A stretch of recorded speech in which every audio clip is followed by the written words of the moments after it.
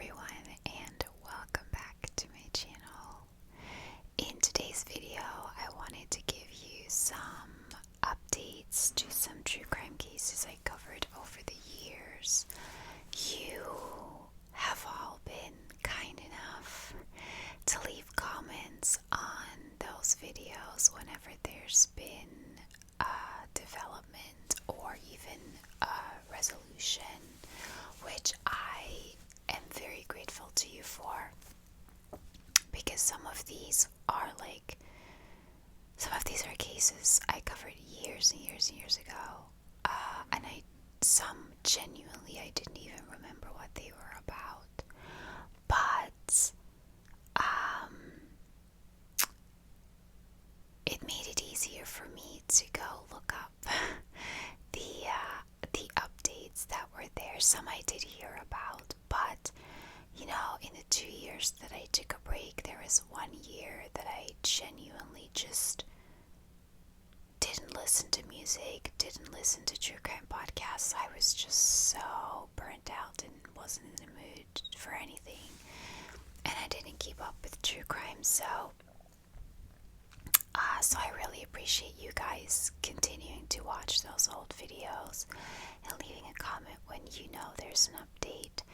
There are 4 that I am doing an update on. I'm going to put my notes maybe a little bit further forward so I don't look too much to the side each time. So I looked up all these updates through online articles. I will link the original videos I did on them in the description box and in a pinned comment. I'll also do info cards, but the majority of my audience watches ASMR on their phone. I also mostly watch ASMR on my phone, and I don't think info cards show up then, but I'll try to put them everywhere so you can easily find them. Someone did mention on the Paul Franksack video that the real Paul Franksack has been found, but I'm pretty sure I already mentioned that, because I definitely remember that. I think that was even at the end of the original video, but I didn't go back and watch it. Either that, or I posted it in a comment, or I did one more video over the years where I did a few case updates. Could have been I mentioned it there, I'm not sure. But I'm not going to cover that here because I know I already mentioned that somewhere. But I will link the original video. And if it's not in there, you can look up, you can just Google the update. But I knew that, and I thought I had already mentioned that. So anyway, let's start with Asha Degree, which I think is kind of the biggest case. I think almost everyone knows that case. And this, I knew there was an update, but I did not know it was this big of an update. So let's do a quick recap of the case. So on February 14th, 2000, 9-year-old Asha Degree packed up her backpack, left her house in Shelby, North Carolina in the middle of the night, in the middle of a storm, and vanished.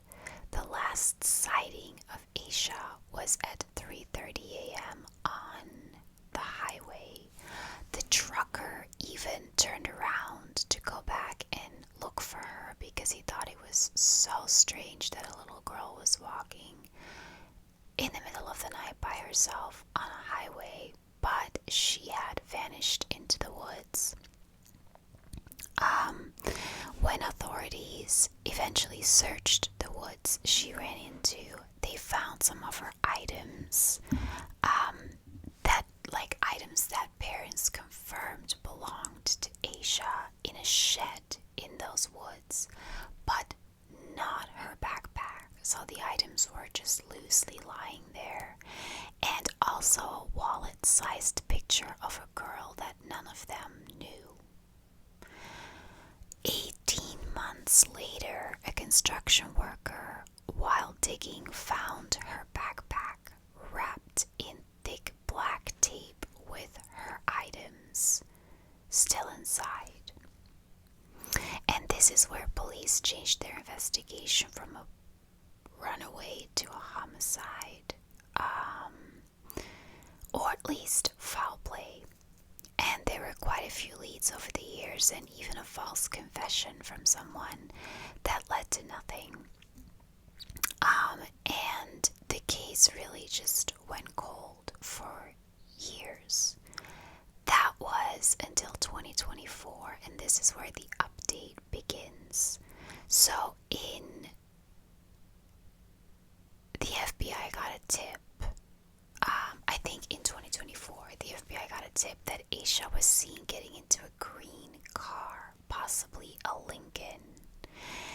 And that led police to get a search warrant for the property of a couple named Roy and Connie Deadman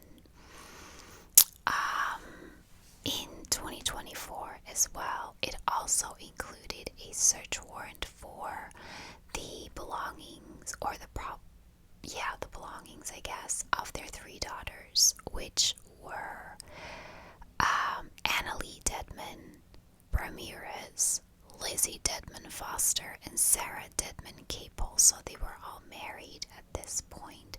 The article was very confusing because it kept using the last names of the daughters when referring to them instead of the first names, and I kept having to go back and check which one now had that married last name and which one are they referring to.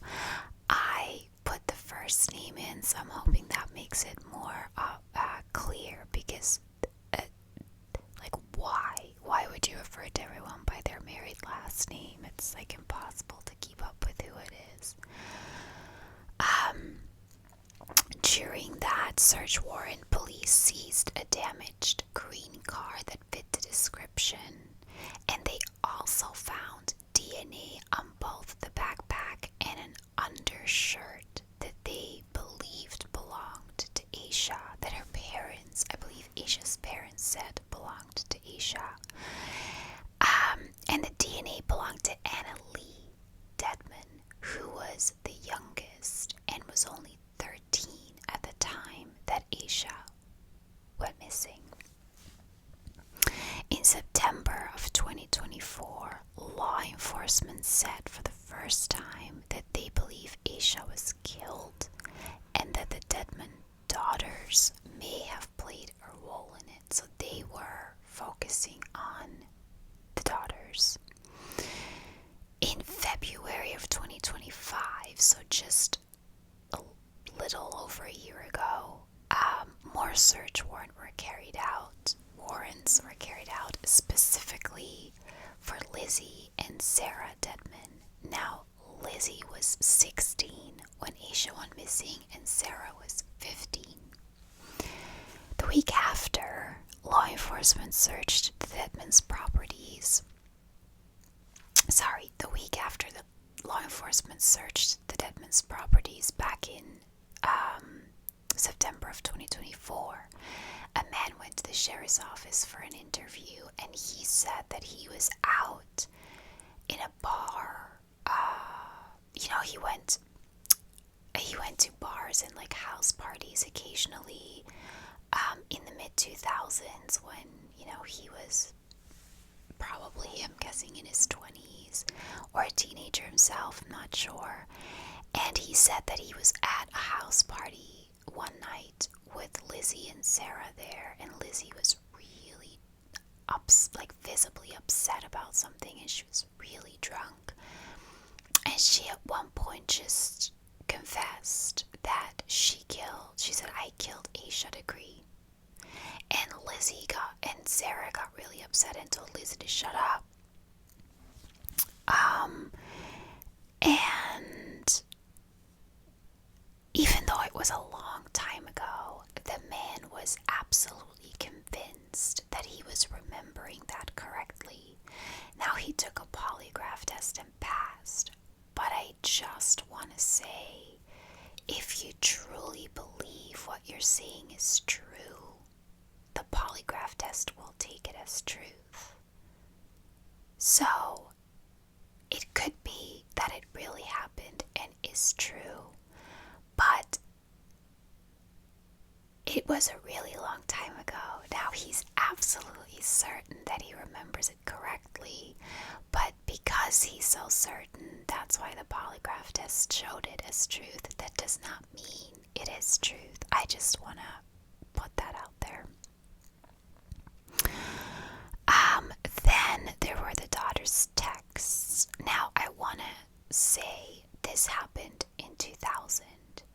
Mobile phones weren't really a thing. Okay, I owned one. I owned a Nokia 3310. I think everyone did. Not everyone would have owned one, and there were smartphones didn't come out until 2007. So I don't think, first of all, that the girls at that age would have had a mobile phone.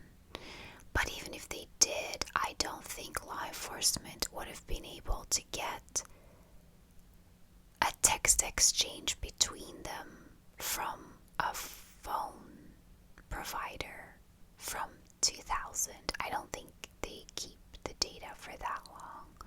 So these are all texts from after the search warrants were carried out, where the daughters were visibly starting to panic. So I'm going to read you out all the texts that law enforcement thought were important to release in this case. So on September 10th, 2024, Sarah texted Lizzie, they think it's our shirt. It's not her shirt. Her mom said it wasn't hers, so the undershirt that they found Annalie's DNA on, Asha's mom later said was not Asha's shirt, and that they actually think it was probably actually Annalie's shirt, because Annalie her DNA was on it. But Sarah said, I don't remember that shirt. I'm scared though. Dad is probably going to be a huge suspect.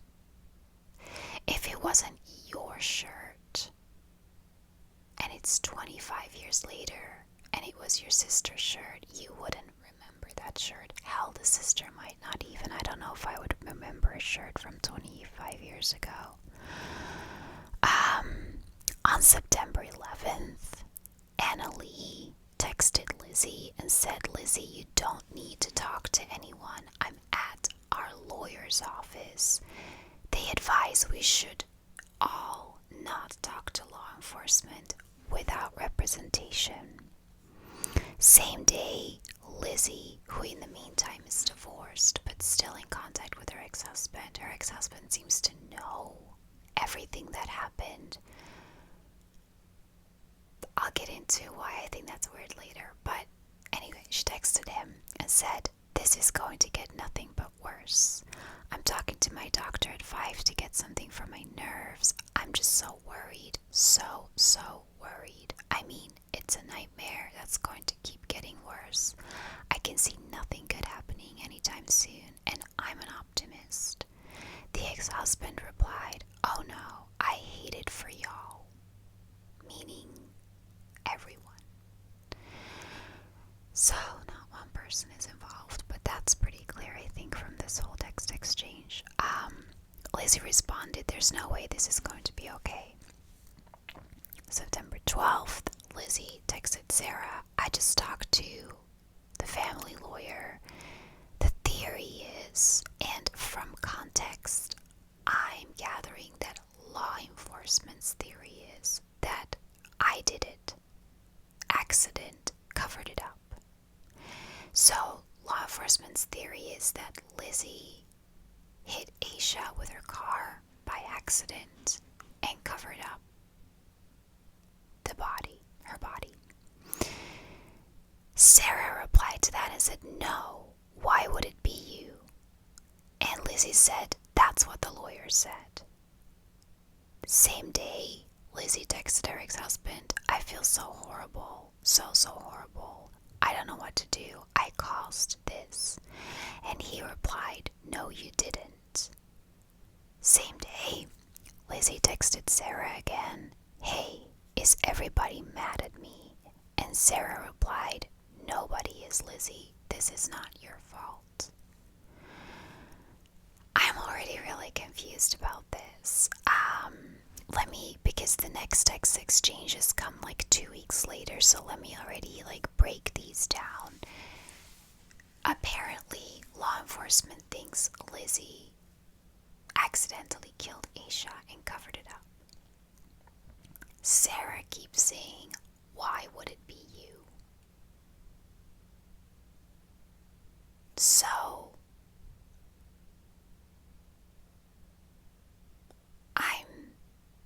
you know what, I'm gonna get into this more later, because I'm really confused. Next text exchange was September 29th. Lizzie texted Sarah, I'm just so anxious about what's going on behind the scenes. What are they doing now? What's going to happen to me since I wouldn't talk to them? She was approached by law enforcement the day before and refused to talk to them. I'm afraid it's going to get worse. Well, he told me it's going to, which I'm assuming was a law enforcement person. Sarah replied, I know, girl, I'm a disaster. I think if they come at you again, you just go and be compliant. That's what I'm planning on doing. And Lizzie replied, I think so too. Honestly, I want to do what Dad says. But damn. Sarah replies, and maybe we should have let you do what you originally wanted to do. And Lizzie said, I don't know. I really don't know. Sarah said it right. You don't want something we do or say impact him, which I'm guessing is Dad. But we also can't be living like this either. I told him I'm not going to do that. And Lizzie said, right. Oh, you did? What did he say? And Sarah said it's not worth our mental health. He was just I will call the family lawyer. We can get a polygraph with the honest people. I don't know what he means by with the honest people. Lizzie just said, oh, okay. And Sarah said, I really just don't have it in me to go through what you have been through. Lizzie said, it's been hell. Sarah said, just hearing about your situation has made me a disaster. Hearing about it, in capital letters. Lizzie said, oh, I'm sorry. And Sarah said, I just can't even imagine going through that. And Lizzie said, but y'all have dealt with other stuff that I haven't. And that's the end of the whole text conversation. I am so confused about this because my original theory was Lizzie was 16, Sarah was 15. I thought that it was perfectly possible, since Lizzie was 16 and possibly had her driver's license, that they came back from a party that night. Dark highway, didn't see Asha, and that Lizzie accidentally hit her with their car.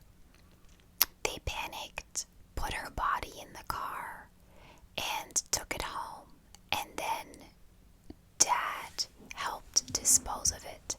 And that's how, and maybe because of all the commotion, because Annalie was only 13, she was not going to parties with them. But through all the commotion, maybe Annalie and the mom, because the mom is not mentioned anywhere, woke up, and that's how, well, I don't know, I thought maybe that's how her DNA got on the backpack, but if it was her undershirt that was in the backpack, then her DNA would have gotten on the backpack because of her undershirt. Also,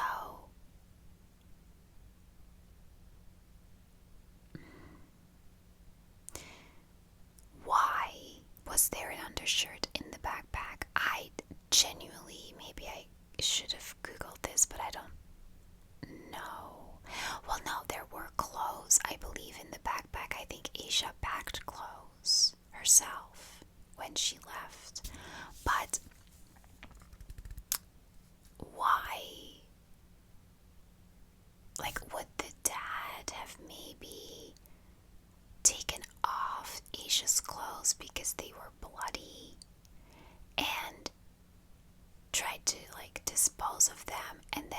saw an undershirt lying that he thought belonged to her and put it in the backpack, but it actually belonged to his own daughter.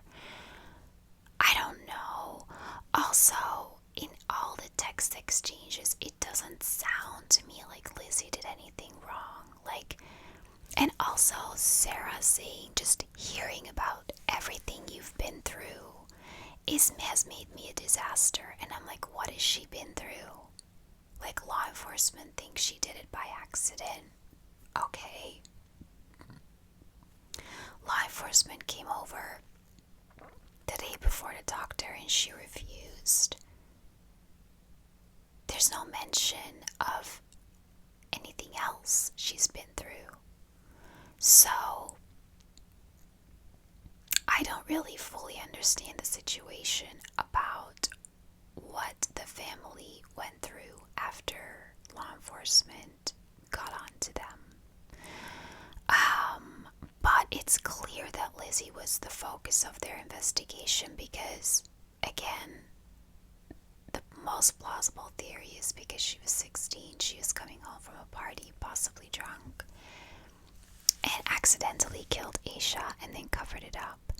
Now, I'm assuming, again, that they wouldn't have covered her up or buried her body anywhere by themselves, but that they would have involved their dad. And this is where the last text exchange becomes confusing to me because they're like, I don't want to go against what dad says, but it's not worth our mental health. But you don't want to say or do anything that impacts him. So does that mean the dad did it by accident and were they all in the car and the dad hit her and they are all complicit? I don't know, because at this point then I would think if law enforcement goes after one of your daughters, you would then step in and say, no, it wasn't her, I did it. But he didn't. He just kept telling them, don't talk to anyone.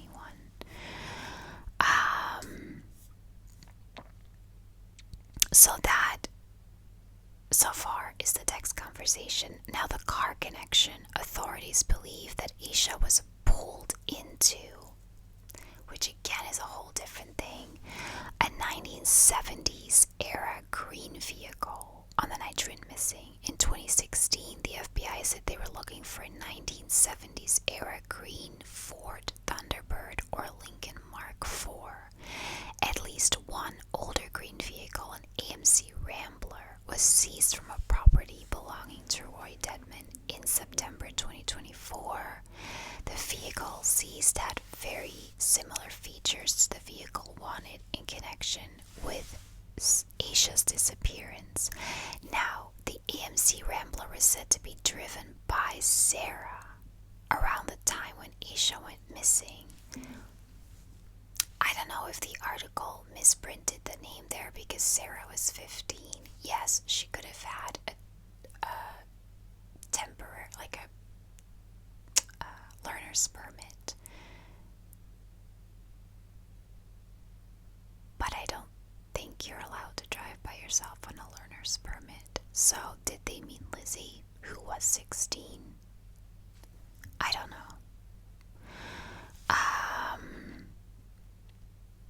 The family keeps denying any involvement. The family lawyer held a press conference on September 13th, 2024, amidst the news of search warrants being carried out because he wanted to minimize, rumors and gossip. He confirmed the property was searched that week, but that they had nothing to do with this case at all. He asked the community not to jump to any conclusions once the search warrants were released and let law enforcement do their job. The sheriff's office asked the community the same thing. Do not jump to conclusions and do not spread false information amid the investigation, because some online posts falsely claimed that a body had been found during the property search, and it has not. So this is weird. They think she was pulled into a car was an eyewitness that said that. I still think the most logical theory is that they hit her because, look, by all accounts, this seems like a nice family. They seem like really nice girls, and I don't think they would be involved in kidnapping a child. I really don't. So, the theory of her being pulled into a car and then them killing her, I don't believe that. I do believe that it was like an accidental hit and run kind of thing, except that I do think they took her body and disposed of it, which is why her backpack was found buried and some of her items. But the items also confuses me, why some of the items in a shed along with a picture of a girl that nobody knows, and then the backpack with the rest of her stuff in it somewhere else. Is that like a tactic to throw police off? Possibly. But who's the girl in the photo? I don't think they ever found that out.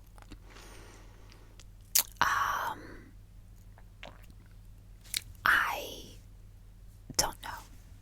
Annalie, whose DNA was found on the undershirt, was really only in this whole text exchange once, and because she was only 13 at the time, I think she wouldn't have anything to do with it. Again, the mother, aside from the fact that the search warrant was for Roy and Connie Dedman's property, she doesn't get mentioned anywhere in this case. So it's definitely between the two oldest daughters and the dad. But the text exchange confuses me because I'll link the article that I got all this from, and if you want to read the full text exchange again yourself, you can do that there. But the original text exchange indicates to me kind of that Lizzie might have accidentally done it, but Sarah is confused why law enforcement would think she did it, like Lizzie did it, which would indicate that she didn't, or that Sarah wasn't in the car with her, and Sarah might just not know and not believe that Lizzie did it. But then the second exchange 2 weeks later implicates the dad, but not in any specific way about an accident that was covered up or a purposeful act, which again I don't actually believe happened. But it's just, look, is it obvious this family had something to do with it? Yes. Based on the text exchange, it is clear to me that one of them killed her. I do think it was accidental, but if they had gone to police straight away, especially if it was one of the girls and they were a minor, they would have not, done time or done much time. The fact that they covered it up, buried the body somewhere that's still never been found, and it's now 25 years later, now it becomes a problem. Now there's a lot of charges that would get added on to it, and how they could go to jail for like a good 20 years. So,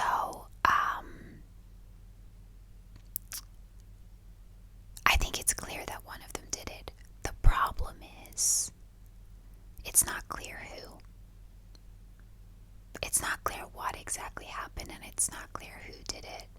There are too many people. It's clear that everyone knows about it. This is actually what I thought about the ex-husband. When this happened, Lizzie was 16. She wouldn't have been married yet. She might have been dating this guy already, but it's doubtful. It's doubtful that her boyfriend at 16 would have ultimately become her husband. Not impossible, but doubtful. So, at some point, when she married her husband, or before, she would have told him this story, and he would have promised to keep it a secret, because she texted him multiple times after they were already divorced about police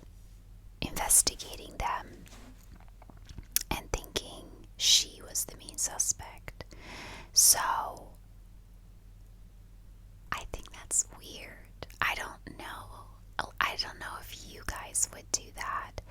But I know, marriages are built on trust and all that stuff. But if I did something like that in my teenage years and covered it up, and really at this stage didn't want anyone to find out because it would be so much worse now, I wouldn't tell anyone. I wouldn't even tell the guy I was going to marry. It was before he was in the picture. He's no business knowing. And if he was her boyfriend at the time, then kudos to him for staying quiet about it for so long. He must have really loved her to do that. Like their divorce must have been really amicable for him to keep that quiet. But I am not certain this case is ever really going to get solved. Asha's family said earlier this year that someone knows something, like someone knows what happened, and they just want someone to come forward, because knowing that their daughter is dead is a lot less bad than having her just be disappeared. Like, yes, they obviously assume she's dead, but they don't know for sure, and they just want to know. And plus, they just want to be able to bury her. So even if someone calls in an anonymous tip and says, you can find the body here at this point, 25 years later, I don't think you can tell cause of death anymore. But without a body, it is a lot harder for law enforcement to prove their case. And without one person, or without proof, they're not going to get proof of one person. Without one person coming forward with a confession, they're not going to be able to make an arrest. And I think if one person comes forward with a confession, other people are going to get arrested too, because it's going to implicate other members of the family, because it's clear that the entire family knows what happened, but they're not being specific enough in their communication, probably smartly so from their side, to mention one specific person. So I'm really confused. I still think the most plausible theory is that Lizzie was driving the car coming home from a party, maybe drunk, accidentally hit and killed Asha, and that she put the body in the car and her, drove it home, and her dad helped cover it up. Whether Sarah was with her or not, I don't know. I don't know why Sarah would say that it's crazy for law. Like, why would law enforcement think you did it? That would indicate, again, Sarah doesn't know that Lizzie did it. And again, maybe Lizzie didn't. The other theory would be that the dad did it, but that they were all in the car, and they all know what happened. Those are really the only two theories I have, because I genuinely don't think they would have done this on purpose.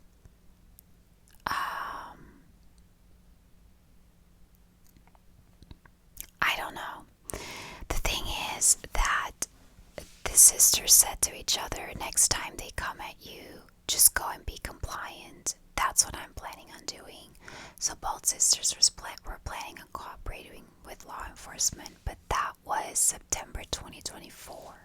We're a year and a half later now, and nothing has happened. Again, the second search, or the last search, which were specific for Lizzie and Sarah's properties or belongings, were carried out in February 2025, which is just which is a year ago essentially. And after that, I can't find anything else that happened. I don't know. Like, if as soon as anything happens, I'll let you guys know.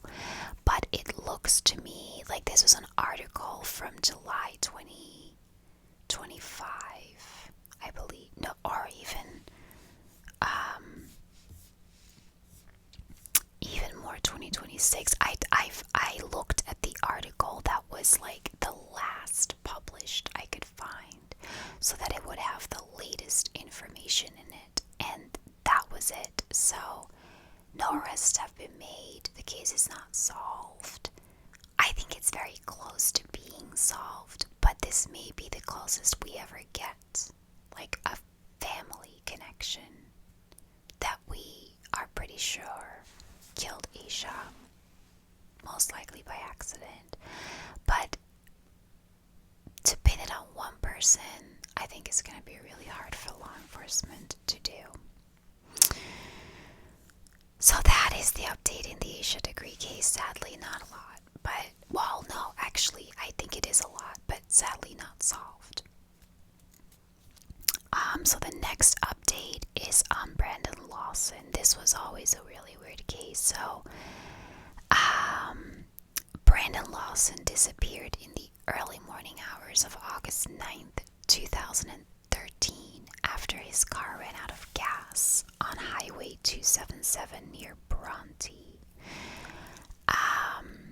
Now, on that night, the night of August 8th, he got into a huge fight with his long-term girlfriend, and looking for some time to cool off, he called his father and told him he was coming over.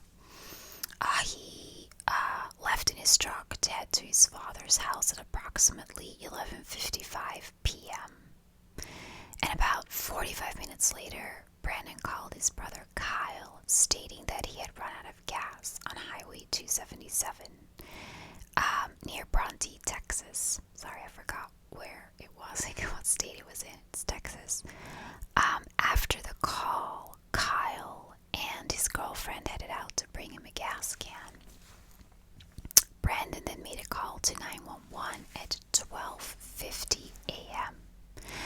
So 11:55 is when he left. He called his brother 45 minutes later, so that would be 12:40. And 10 minutes later, he called 911. Like, literally, he probably would have been on the phone to his brother, let's say 5 minutes. So 5 minutes after hanging up with his brother, he called 911 and stating he was stranded. He said, yes, I'm in the middle of a field. And then there's an inaudible piece, and then it says, pushed some guys over right here going toward Abilene on both sides. My truck ran out of gas. There's one car here. The guy's chasing, again, inaudible, to the woods. Please hurry. When the 911 operator asked if he needed an ambulance, Brandon replied no, he needed police to respond. A police deputy arrived at Brandon's truck around 1:10 in the morning. After a 911 call reported Brandon's truck obstructing traffic on the highway by being over the white line. So, I forgot about that. Police didn't arrive based on the 911 call to help him. Police arrived based on other drivers calling, complaining that the truck was blocking the road. Okay. Kyle and his girlfriend arrived at the same time, but there was no sign of Brandon. The truck was located approximately 4 miles south of Bronte, Texas. Gas tank was indeed empty, and there was no damage to the vehicle.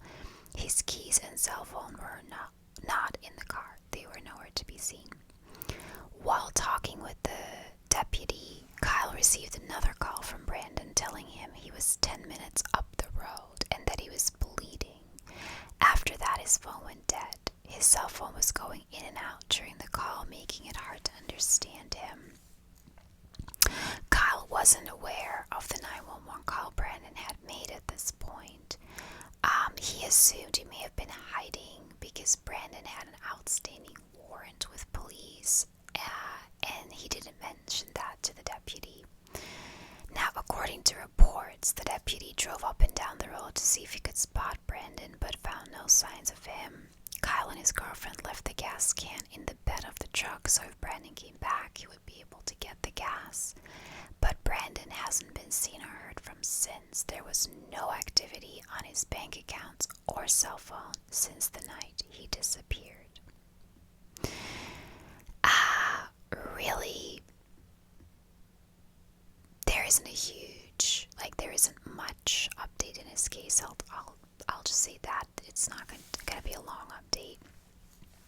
On February 4th, 2022, so 9 years after he disappeared, it was announced that the presumed remains of Lawson had been found. The Help Find Brandon Lawson Facebook page, which is run by his family, made the announcement themselves, and they were at that point awaiting DNA testing.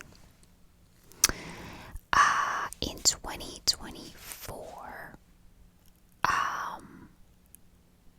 the laboratory was finally able to confirm with DNA testing that the human remains found were in fact those of Brandon, and that finally, after 11 years, they could bring Brandon home and lay him to rest with his family.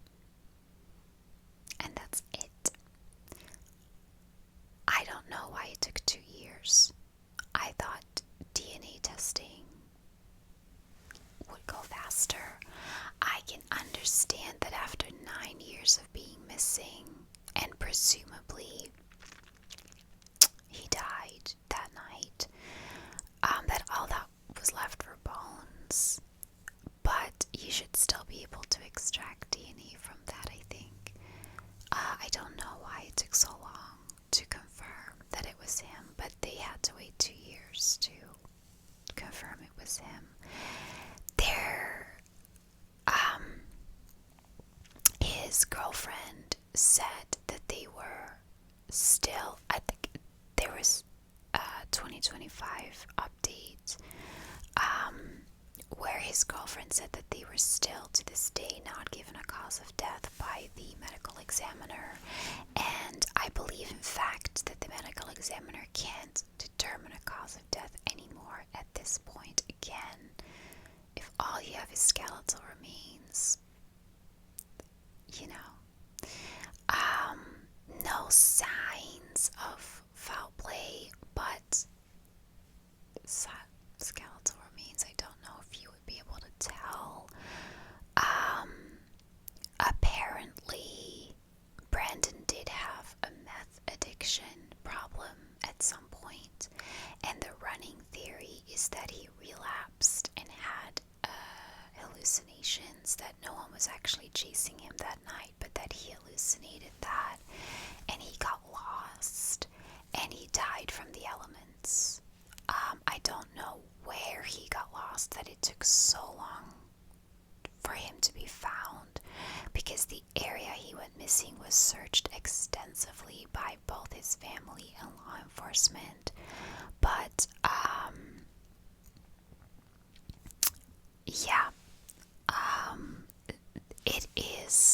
that is the theory, that he died from exposure to the elements, and that's not a very satisfying update, I think. I mean, don't get me wrong, I think it's always a good update when the family can get some closure. They have his remains, they can bring him back home and bury him near them, but they will never know the cause of death because the medical examiner was unable to determine it. And the rest is all speculation and theory. But Brandon's remains, I always found this case really weird, but it seems like there may not have been a third party involved, and it was just him and,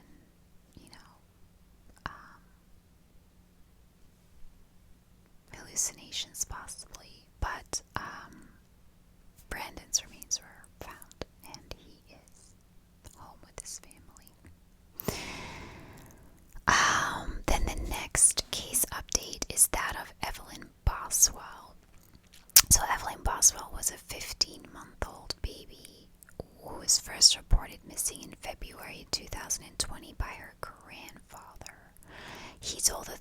because he had not seen his grandchild since early December 2019, so almost 3 months. An Amber Alert was sent out in search of her, which launched a multi-state investigation throughout the hunt to find Evelyn. Police say that Megan Boswell, Evelyn's mother, changed her story multiple times about where Evelyn was. First, Megan told investigators that Evelyn was with her father, Ethan Perry. Afterward, she told investigators that she was with Angela Boswell, her mother, and that she was refusing to return her. Later, she said Angela had given Evelyn to an unnamed person, and Evelyn was safe and would have a better life with that person. The search lasted 17 days and ended in early March when law enforcement agents found Evelyn's remains inside a shed on the Boswell family property. She was found wrapped in, like, really, I don't know the materials, but like really tightly wrapped and with duct tape and everything inside a trash can in the shed. And based on the medical examiner's investigations, he determined Evelyn's date of death to be on or about December 2019, so she had been dead this whole time. Megan, Evelyn's mother, was eventually arrested for her murder and taken to trial. She was 18 when she was arrested, and she was 23 years old at the time of the trial. On September 5th of 2025, so 5 years after she was arrested, a Sullivan County judge sentenced Megan to life in prison plus 33 years for first-degree murder and associated charges, which include aggravated child abuse and nearly a dozen counts of lying to various law enforcement agents, including those with the Tennessee Bureau of Investigation and the FBI. Now, a jury found Megan guilty of first-degree murder in February, and she was sentenced to life in prison with no parole and will never be able to get out. A grand jury indicted her in August of 2020 on 19 charges, including felony murder and aggravated child abuse, but she wasn't actually sentenced. Like, the trial took a long time to happen, and she wasn't actually sentenced until until September 2025, so very recently. Megan always claimed that she was co-sleeping with her boyfriend and Evelyn in the same bed, and that when she woke up in the morning, Evelyn was unresponsive.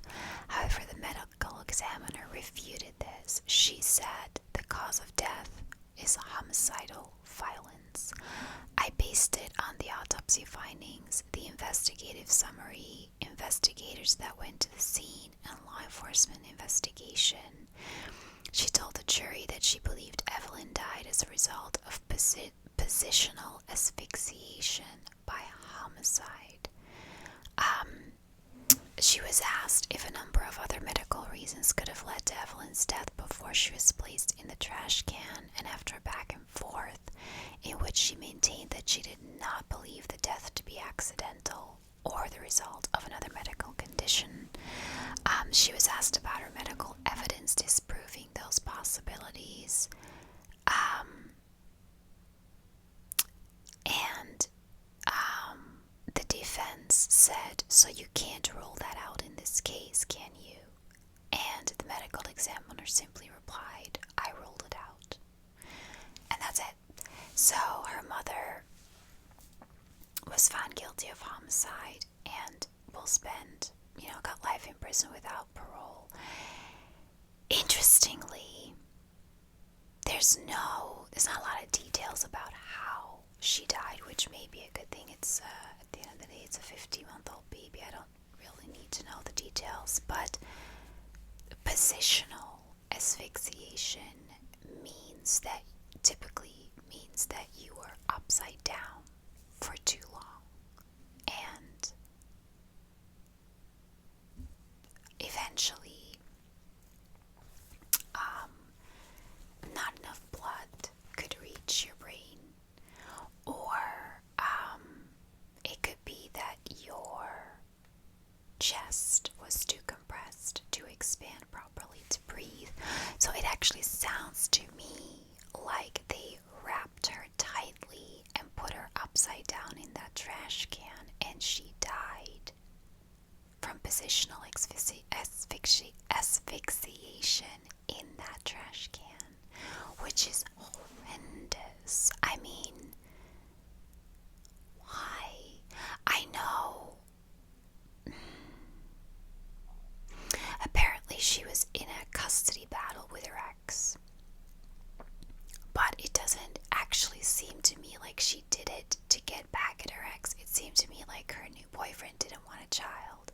So in that case, why not just give her to your ex? He clearly wanted custody of her. Like, why do that to your child? I'm not even saying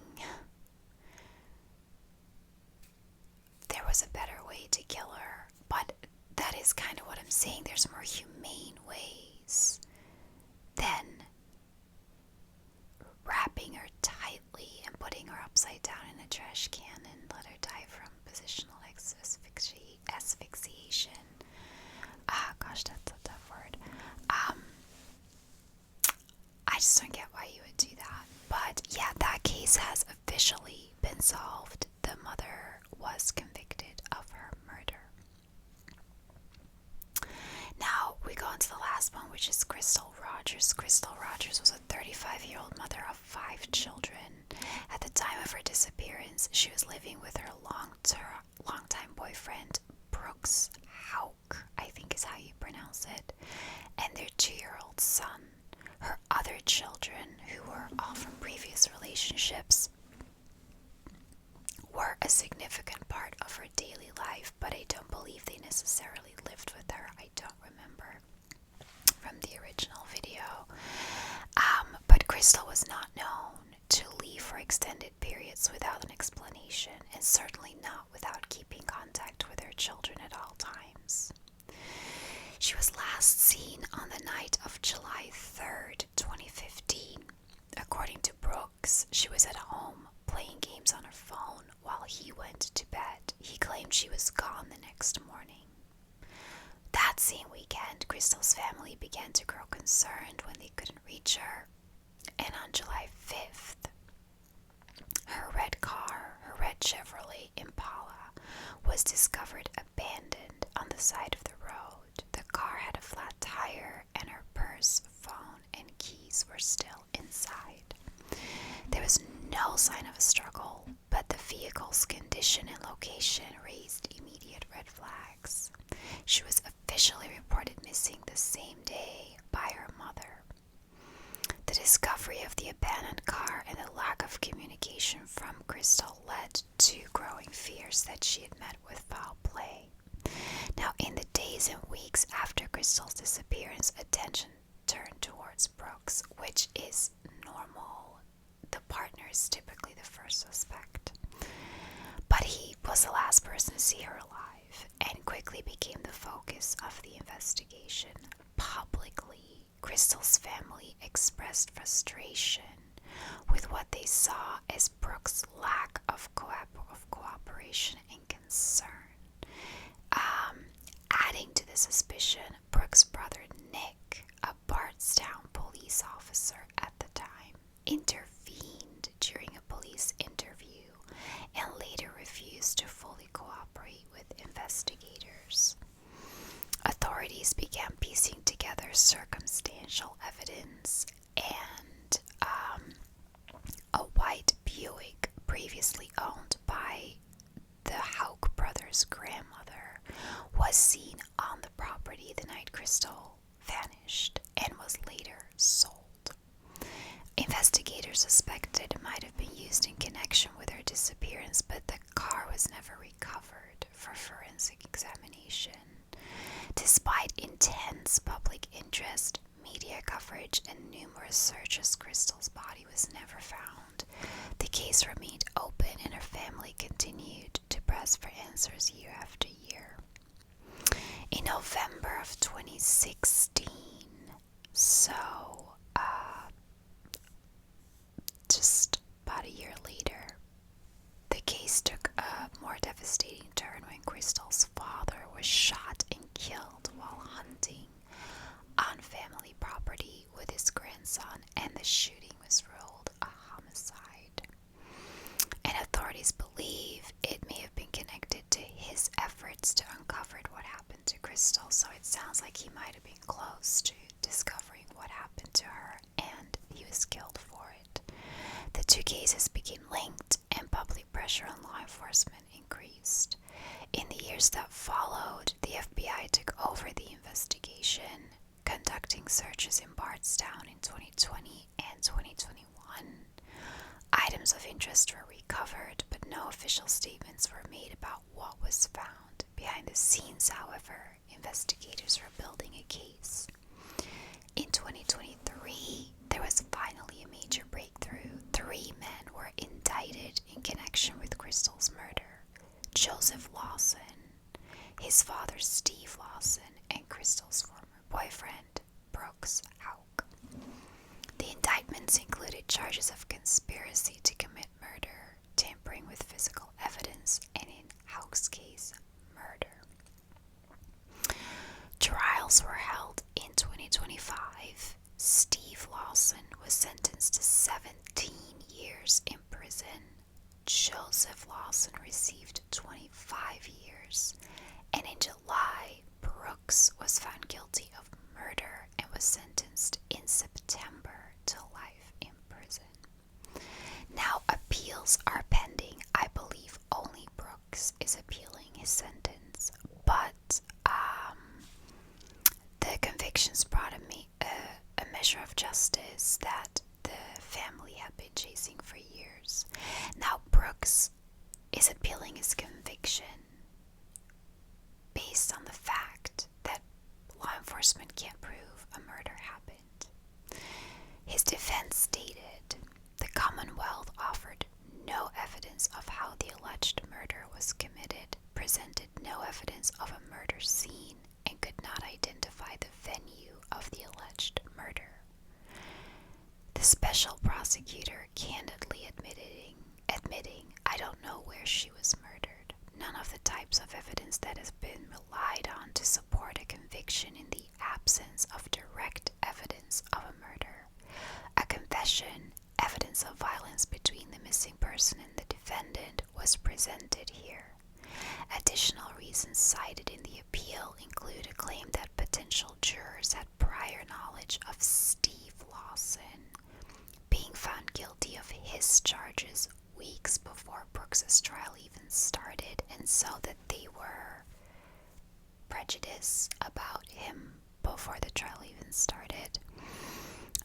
The combining of Joseph Lawson's trial with Brooks, and the judge refusing to recuse himself from the case. I don't know why the judge needed to. Was the judge the one that convicted Steve? I'm not sure. The appeal closes by stating that Brooks's attorneys believe that the listed errors should lead to his acquittal. However, if the court does not agree, he should at least be given a new trial. I mean, yes, there is no proof she was murdered. They never found her body. They never found evidence anywhere that she was murdered at a specific place, or a confession of anyone that it happened, so I can understand their reasoning. But a lot of people get convicted of first-degree murder based on circumstantial evidence. So I'll keep an eye on this case and give you an update if his appeal is successful or not. But this does give me a little bit of hope for Asha's case, because they conducted searches in 2019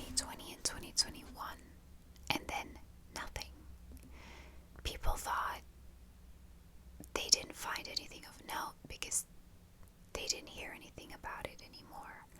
But they were building a case this whole time because 2 years later in 2023 is when they arrested these people. I don't know who the Lawson people are, but clearly they weren't convicted for her murder.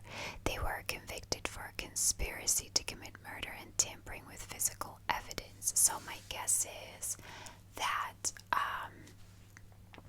Brooks had enlisted one or both of them, told them the plan about killing his girlfriend, and that they were the ones with the truck showing up at the property to take Crystal's body away and dispose of it. Because Brooks, I do believe, like, he wasn't supposedly home all night. I believe he possibly was home all night to have an alibi. Someone could have possibly seen him be home. So I think he enlisted those guys to help with getting rid of Crystal's body and any, weapons he might have used in killing her.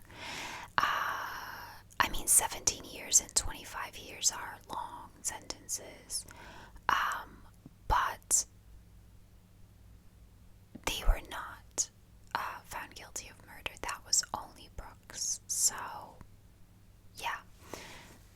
Let's hope that whatever police found in the searches for Asha's case is also something they're using to build a case, and that maybe by next year, 2027, 2 years after the last search, they can make some arrests. After rereading that, I'm a little bit more hopeful that maybe they can solve Asha's case, but we'll have to see. Let me know your thoughts. If I missed anything, because I literally Googled all these cases and took the last published article about each of them to try and get the latest bit of information. So if you know of any more, or if there's something you think I should take a look at that has more information, feel free to leave it in the comments below. I would love to give more of an update. But these are the updates for now, and yeah, I'll leave it here. Thank you guys for watching, and I'll see you in my next video.